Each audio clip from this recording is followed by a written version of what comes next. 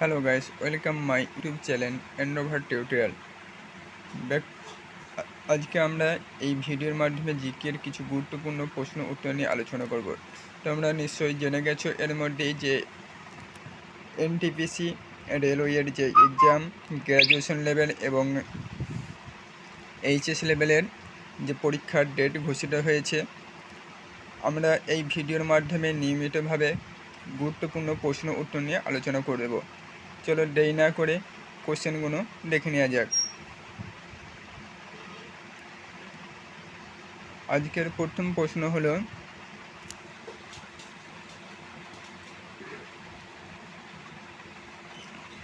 কোন রাজ্যে ল্যাটেরাইট মৃত্তিকা দেখা যায়?